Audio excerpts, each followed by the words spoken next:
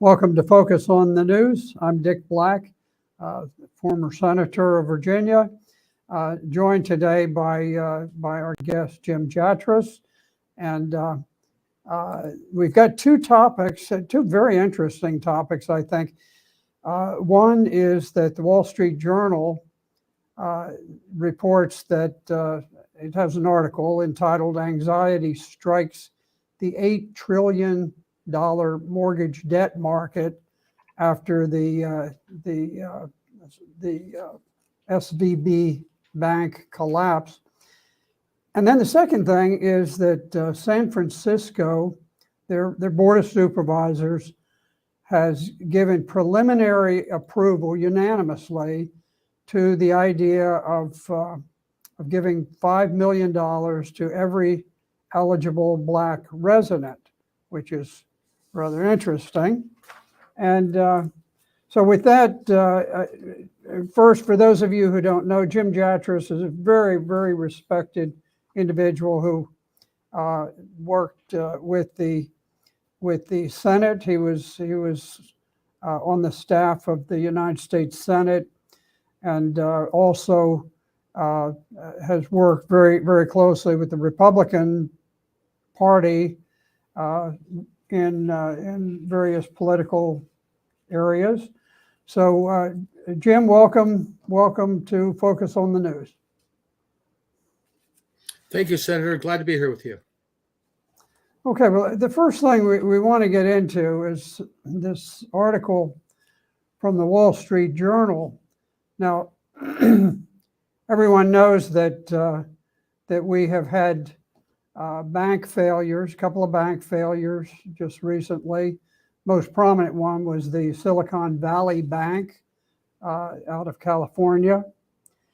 And one of the reasons that they have failed is that they hold all of these long-term government bonds. They're 30-year bonds, and they bought them when the bonds were paying almost nothing in interest. Well, the problem is, as the Federal Reserve raises the rates to a more normal level, all of a sudden those old bonds, they don't become worthless, but they sure become worth less. And to the point where the Silicon Valley Bank and the other California bank that went under, there was essentially a run on the bank, not by the little depositors, but by those who were not FDIC insured, up to $250,000. And but the big people, the Black Lives Matter, for example, apparently they had a lot of involvement with the bank. All kinds of high-tech startups. Some of the cryptocurrency company, they looked and said, hey, wait a minute, this bank is insolvent. We're just going to wire the funds to another bank that we know is not insolvent. And all of a sudden, Silicon Valley Bank ended up being taken over by the FDIC because they couldn't honor the money that they owed to depositors. So that's kind of phase one of this thing. It's huge. It's threatening the whole global market. And now the Wall Street Journal has put this out that investors fear that there will now be other banks selling mortgage-backed securities, that they're packaged by Fannie Mae and Freddie Mac, which are government agencies, but they're for mortgages that are paying very little. I've got a 2.75% mortgage, and no rational human being would loan you money for 30 years at 2 3/4% interest, which is why I refinanced the mortgage. And so now, the game doesn't work at a certain point. Jim, what are your thoughts on this?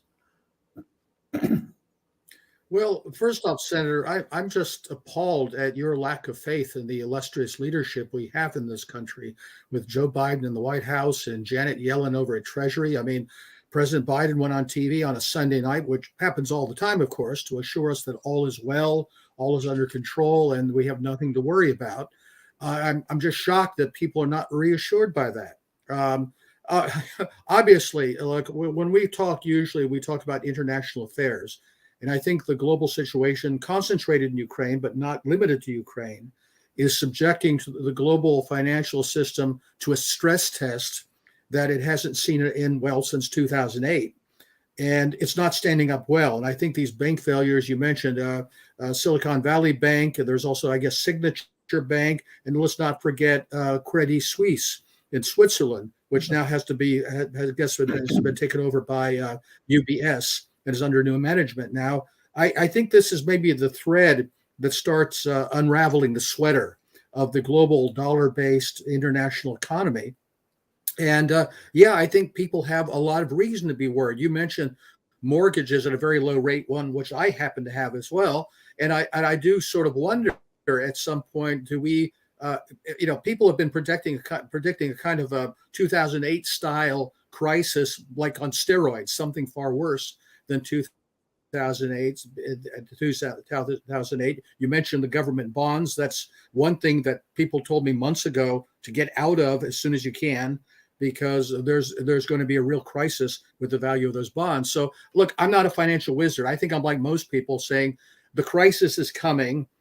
It's going to affect all sectors of the economy. As usual, the little guy is going to get the short end of the stick. I mean, I don't think it's out of the realm of reason that we find ourselves in a situation where you still owe payments on your mortgage, no matter how low the rate is, but somehow you won't be able to get to your money in the bank because the bank is insolvent. And then when the bank goes under, they chop up the assets, sell your mortgage at pennies on the dollar to some other institution that will demand full payment for it. And in the meantime, you can't get your money to make the payments. I mean, I think there are all sorts of concerns like that. And as they say, too many variables, not enough constants. We don't really know what this is going to look like, except I think it's going to be very bad, and I think it's beginning. Yeah. Now, for the individual who has a mortgage on their home, fortunately, whatever happens to that mortgage, you're only on the hook for what you've contracted to pay. They can't raise it no matter what. So the homeowners who prudently refinance their mortgages, they're going to be in good shape, but it's the rest of the system that is in a very difficult situation. What started all of this was that the federal government began printing trillions and trillions of unbacked dollars. It was just paper, and they used it for profligate liberal spending, what we call guns and butter. And we're both familiar with Lyndon Johnson. During the Vietnam War, he had a policy of guns and butter. He created this vast welfare state, which has probably done more harm to African Americans than slavery ever did. It's just caused unbelievable difficulty. And so he spent the money on the butter. That's the butter, and the guns part was Vietnam. And you cannot fund everything at one time. Interestingly, the American history sort of downplays the role of France in the American Revolution, but it's not at all clear that the United States would have won, that the colonies would have won their independence without the very very large scale involvement of France in the Revolutionary War. Well, France spent so much money, and they weren't just doing it out of the goodness of their hearts. They were doing it because they were in a global struggle against the British. But they drained their treasury to the point where in 1789 there was a horrid, just a frightening French Revolution, where they went out, they invented the guillotine and marched the intelligentsia off to be beheaded. So we are on the same path of endless overseas wars that have no particular benefit for the United States. They benefit the global elites, and they're draining us just as they have many empires in the past. So we're seeing a situation where now all of this is coming to a head. We printed money. It was worthless. We have a system that makes it appear to be of value to a certain extent, and now that time has passed. So we'll see where it goes from here, but it's kind of a dicey situation for the time being. With that, yeah, that's right. And sorry, go ahead. No, please. No, you're right, and again, the parallels are stunning. When you talk about France and the revolution, think of how many tens of billions, over $100 billion we've expended on this Ukraine war. Of course, when you talk about the American dollar nowadays, you have to put dollars in quotation marks, because who really knows what these things are? As you say, it's a fiat currency that inherently is worth nothing. It depends on the full faith and credit of the U.S. government. And what is that worth nowadays, especially given the global situation where by any objective standard, the whole unipolar moment, the idea that the United States is the global dominant power and can dictate to the rest of the world is fading. When we look, for example, at this rapprochement between Saudi Arabia, one of the linchpins of our foreign policy and of our global financial policy through the petrodollar, is now going to make nice with Iran under Chinese auspices. And it looks very soon that there will be a deal between Syria and Turkey. Again, Turkey, one of our key NATO allies that has been very much estranged from the United States in recent years, that the Russians are going to broker a similar deal between Turkey and Syria, which hopefully will lead to an end to the war in that country. I think nobody can look at the global situation and not see the writing on the wall and saying these guys are not really in charge anymore. That will then have an impact on how people perceive the full faith and credit of the U.S. government as it relates to money. What are they doing to address this? They're doubling down on the policies that got us into this mess in the first place. Where there was a report the other day, not only did we have this drone incident with the Russians in the Black Sea, we had practice drills of B-52s toward St. Petersburg. Now, what could possibly go wrong with a provocation like that? And then when you get back to the financial front, there's increasing talk that the government might want to unveil what they call FedCoin, a digital-based currency that would replace even paper money, so that the feds have total immediate control of all of your assets and can wipe them out with a push of a button for, well, maybe being a dissenting voice on things like a podcast. So, it looks like that not only have they painted themselves in a corner where they have no way out, the Fed doesn't know whether to raise rates anymore or not to fight inflation. At the same time, they would be killing off what's left of an economy. They're caught in a corner, and rather than saying, okay, blow the whistle, back up, let's get out of these confrontations with the Russians, let's get out of the confrontation with the Chinese over Taiwan, let's rethink what we're doing in our own country to try to stabilize the situation, they're going even further down the road of the things that got them into that mess in the first place. That's absolutely true. Speaking of guns and butter and how we're engaged in profligate spending, let's take a look at the next topic. This is an article, excerpts from an article out of CNN.com, and it says San Francisco leaders show early support for $5 million reparation payments for eligible Black residents. Now, these are reparations payments for things that were purportedly done to some of these people's ancestors many generations ago, earlier in American history, and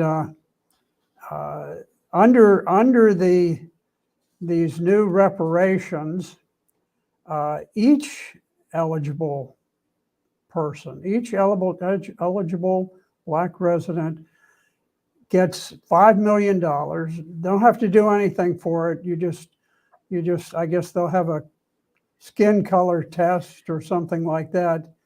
And so you take a single welfare mother with 5 children, not an uncommon situation. That family, that welfare mother and her 5 children receive a payment of $30 million. Now, the banking system refers to people with $30 million of assets as being ultra high wealth individuals. They are 0.003% of the world's population, which is one person in 33,000 who has wealth of that magnitude. So, and I did a little computation because I'm aware that in Mauritania in Africa, slavery is a continuing practice. It has never ended. They took it off the books in 1981, but it continues.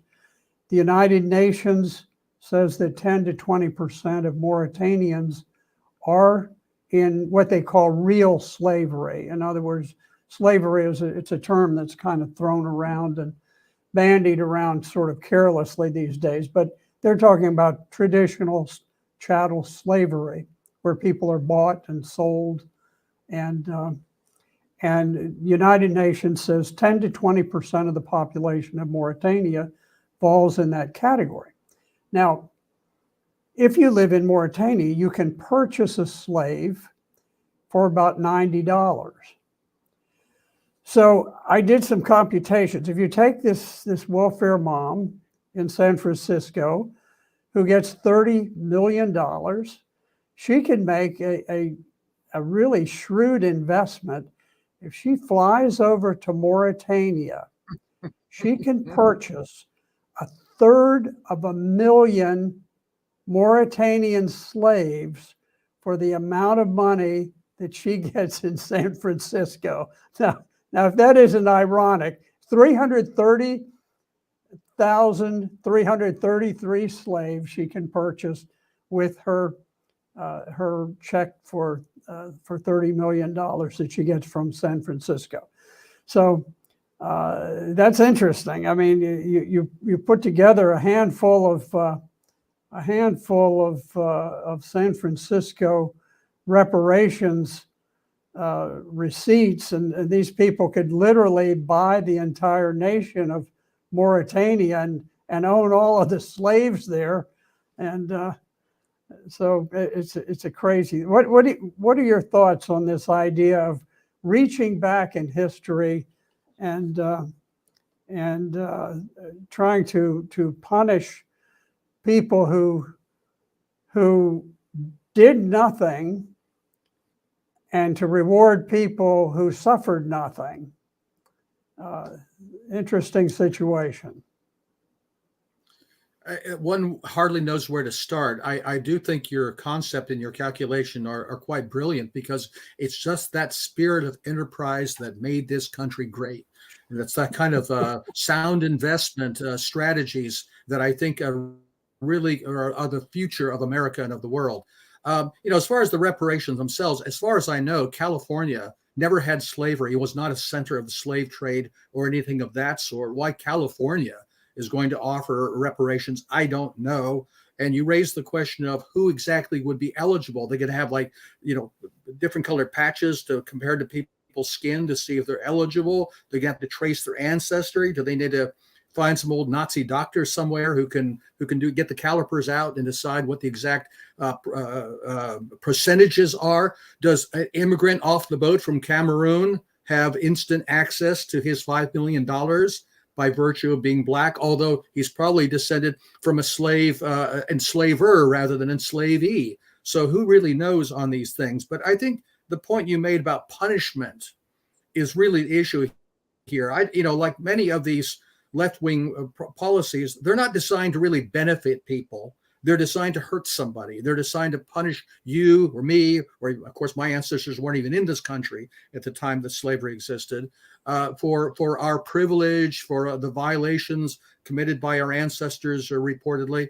Again, I can't help but link this to the international situation where we're on this global crusade for democracy and human rights defined in the most bizarre terms, including, fighting Islamophobia or promoting LGBT rights everywhere around the world, where people don't buy such concepts as they do here. At the same time, we're waging war on our own history, our own national identity, our own ancestors in many cases, to promote these bizarre ideas of victimhood, what they call intersectionality, by race, class, religion, sex, sexual orientation, all of these things. And again, just as we were talking about in the financial system, the same kind of bizarre policies that have helped to ruin this country. I mean, I'm sure you, as a former military man, have seen what is going on in our armed forces with promoting all these woke policies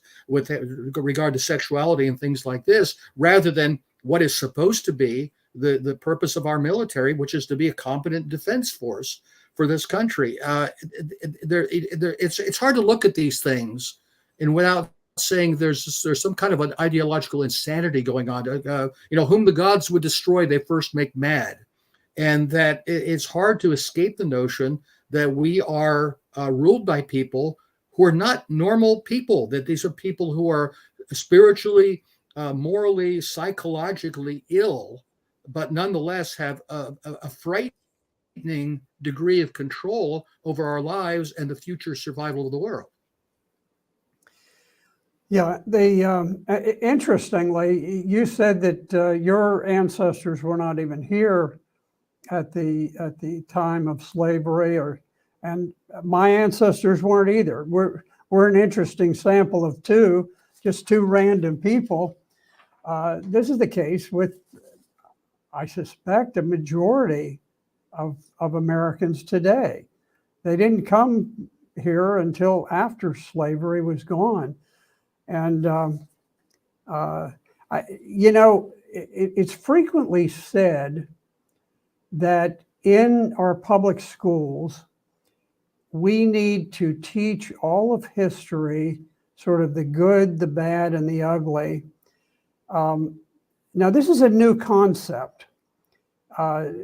When I was in school, when you were in school, I imagine the idea of American history was that it was to portray kind of the best of what America was. It's not that we ignored slavery, we ignored segregation, things like that, but we didn't highlight them. There's a reason that America is not a slave nation today, and there's a reason that we don't have segregation today. And hopefully people view those as good things. I've never known a person in my fairly long lifetime who ever thought that we should go back and have slavery again. But we don't celebrate the advances, the forward movement of our culture. We dwell on things that were from a different time and a different culture. And I thought I would highlight one particular issue in this regard, because if you're going to teach all of the good, bad, and the ugly, the American history always begins by sort of the discovery of the New World. Christopher Columbus comes, and the various colonies established by Spain, and then later by England and France. Well, if you really were going to be honest about history, and you were to portray the good, the bad, and the ugly, like they're always saying, then you really could not omit the most fiercely racist, hideous ethnic cleansing that ever occurred. And this was on the island of Haiti. Haiti, at the time, now this occurred in 1804, when the Haitian genocide took place. And at the time, Haiti was the most prosperous of all of the colonies in the New World. And this includes all of the newly freed American states, the colonies that went back to, the huge Virginia colony, Massachusetts. All of those were not nearly as prosperous as Haiti. Same thing goes with the Spanish and Portuguese and French colonies. Haiti was preeminent. It was the most prosperous of all of the colonies. And it was an agricultural nation that relied on slavery. The French had brought slaves in large numbers. The slaves, prior to 1804, had risen up, and they had fought and obtained their freedom. At that point, Jean-Jacques Dessalines, the governor general, the first ruler of Haiti, first black ruler, and he became the emperor. He personally led. Now this is the fellow who is viewed today as the founding father of Haiti. He has great monuments to him in Haiti, including in the capital, Port-au-Prince, where he sits heroically astride a horse with Haitian flags flying behind him. And Jean-Jacques Dessalines personally ordered and led the most thorough and efficient ethnic cleansing, probably in global history, certainly more thorough than the Holocaust itself. And what they did is the black soldiers of Haiti, under Dessalines' personal direction in many cases, went out and they raped and slaughtered every white and some of the mulatto Haitians, including the men, the women, the children, the infants, the elderly and infirm. They rounded them up. Dessalines believed that they should be killed with sharp instruments. He said, well, this is so that you don't warn other people that you're coming. You round them up, you butcher them with bayonets, with machetes, with knives. And so they killed every single white French person. There were a couple of very small categories of German and Polish soldiers who had fought with the Haitians, and they spared them. And then there were some of the women who were basically captured as sex slaves, and they survived in this form of very, very brutal, humiliating slavery. So today, about 5% of Haiti is white. or mixed race. So they pretty efficiently wiped it out. Now, today, American history describes every perceived act of white injustice, but they totally censor the greatest racial crime that occurred in the New World, and that was the Haitian genocide of 1804. Now, it just, I mention it because it highlights the sort of the depravity of our educational system that promotes racial hatred against whites by magnifying the relatively small numbers of people who died during the civil rights movement, and totally ignores something that was truly monumental. The people in the South, most of whom did not own slaves, tended to back the institution of slavery largely out of fear of what had happened in Haiti, and that, you know, if it can happen in Haiti, what happens if the slaves are freed here in the South? So I personally believe that U.S. history is very important and it should be taught, but that it should be taught with great discretion when it comes to these old injustices. They need to be put in perspective. These are things we've moved forward from, rather than things that you need to hate your classmate for because of the color of their skin, because they may or may not have had some involvement. Who knows? Maybe little white Janie, maybe her father fought to end slavery or to end segregation, but no, she's got to be punished anyway because of the color of her skin. It's a great sickness, and if we don't turn it around, it's going to lead to the disintegration of the United States. I'm glad you mentioned Dessalines. I remember a couple of years ago, I don't know what happened to it. I can check that there was talk about honoring him in some way in New York, putting up a statue or naming a street after him or something like that. I remember from 2020 during the Black Lives Matter riots, the mostly peaceful protests in the United States. Yeah. So there's a picture of one woman holding up a sign that says, "Haiti, 1804, we got you."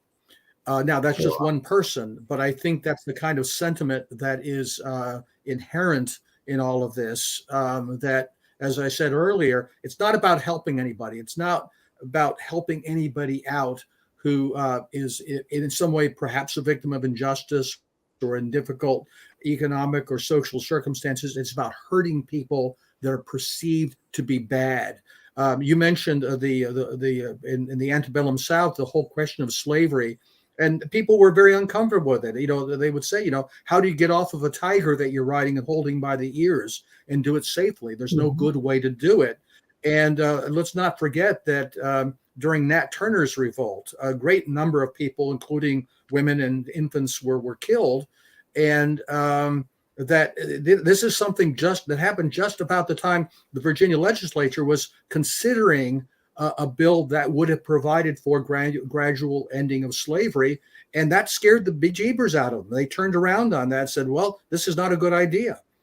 So, you know, maybe of course that was the wrong decision. I wish things could have taken a different path at that time. But, you know, this idea of this, and it's not just limited to, you know, obviously Black Lives Matter or other specifically racial movements. It's this whole ethos of hating our country, hating the people who founded this country, built this country, the national myth, so to speak. And I don't mean myth in the same sense of something false, but the story we tell ourselves about who we are as Americans. You know, we used to be proud of the founding of this country, the pioneers who crossed the prairies and all that stuff. And now these are all reason for shame. We don't have Columbus Day anymore. We have Indigenous Peoples Day now. We don't have a right to exist in this country, even if we got here relatively late, because we're beneficiaries of the system of white supremacy and all that sort of thing. So this does not bode well for our country. This is the kind of thing that leads to what Russia experienced in 1917, where you have a group of revolutionaries who want to take every possible critique of a country and rip it down to the roots, and with all the horror that entails. Well, I think that's a pretty good summary of it. I think either we get control of the public schools, or we perhaps we do away with them, and we simply replace them with school choice. I saw a woman, and I couldn't identify, but she seemed to be a person of some position, who was saying that parents do not have they don't have the ability to decide for themselves where their children should go to school. I would tell you that my wife's mother had very, very little education. She didn't graduate from high school. She was an orphan, raised by the Catholic Church for part of her life. But when my wife was put in school in the Bronx, in Queens, she lasted about a week, and the conditions were so extremely dangerous at the time that, and Barbara's mother was a saint. There's just no other word for it. And she took her daughter, and she went down to a Catholic parish that she did not belong to, and she fibbed her daughter's way into the Catholic school, and as a result, even though Barbara's mom did not have a high level of literacy, she knew what was good for her daughter, and within 3 years, her daughter was winning the spelling bee at her elementary school. She went on to get her MBA and come out second in the class. She graduated from Mary Hardin Baylor in accounting. She was second in the class there, and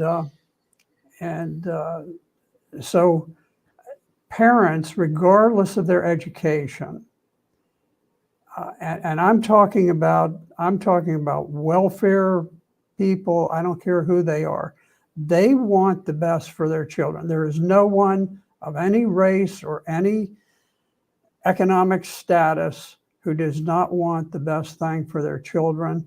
And if they're given a choice, they'll choose schools that are not dangerous and that maintain high standards. And I think at this point, the public schools have been weaponized as an instrument of Marxist ideology, promoting racial hatred and sexual perversion. And they're wonderful teachers there, but they're fighting the tide. So we will see where all of this leads us. Jim, you have a final word before we close? No, I just wanted to pick up on what you just said.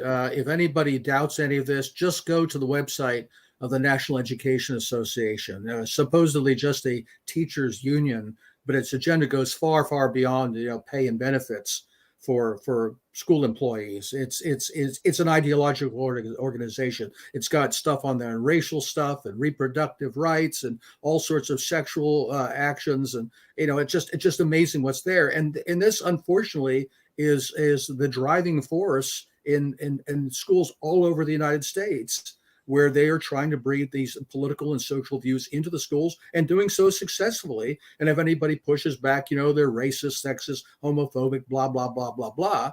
I don't, I don't know why they call it the National Education Association. It's more like the National Indoctrination Association, and they're a hugely funded organization. It's one of the major constituent groups of the Democratic Party, and the Republican Party, it seems, is not saying boo about it. That what we really need in this country is a real opposition party, and we don't really have one, unfortunately. Well, all that said, I'm very hopeful of the future, and I think I predict that this $5 million reparations bill will collapse of its own weight at some point. We'll see what happens, but America is starting to wake up, and I have hope for the future. Hopefully we don't destroy ourselves with a nuclear war before we have the opportunity. But in any event, thank you all for joining us today, and we will be back with you next Monday.